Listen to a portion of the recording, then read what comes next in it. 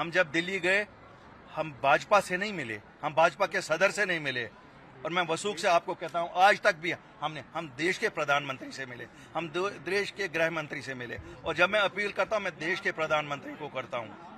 और मुझे बिल्कुल ये यकीन है कि जो हमने उनकी आंखों में देखा है या जो मेरे साथियों ने बातें उनसे सुनी है, हमें उन पे यकीन है। इसीलिए मैंने आज डायरेक्टली उनको अपील की है, क्योंकि मुझे लगता है अब वो फारिग हो गए, सब जगह इलेक्शन हो गए, अब वक्त है कि जम्मू कश्मीर में इलेक्शन की जाए और यहाँ की रियासत वापस दी जाए। बधाई देता हूँ इस अमन और शांति की जम्मू कश्मीर की जनता को, जिन्होंने ये समझ लिया है कि आतंकवाद से उनको कुछ मिलने वाला नहीं है।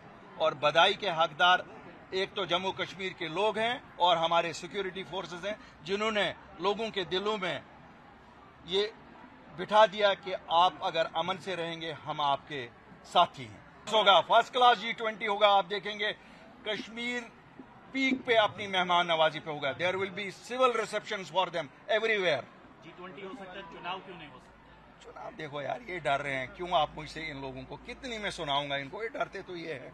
लेकिन ये जितना ज्यादा चुनाव डिले करेंगे, उतना ज्यादा मेजॉरिटी से अपनी पार्टी आएगी। जम्मू कश्मीर के चुनाव तो हमेशा सेंट्रल गवर्नमेंट ने अनाउंस करने, हरी झंडी दिखानी है कि सिक्योरिटी ठीक है।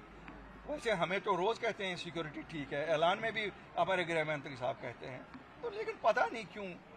मैं ये इनको भी हाथ जोड़ के कहता हूं, भाजपा वालों को, डरो नहीं,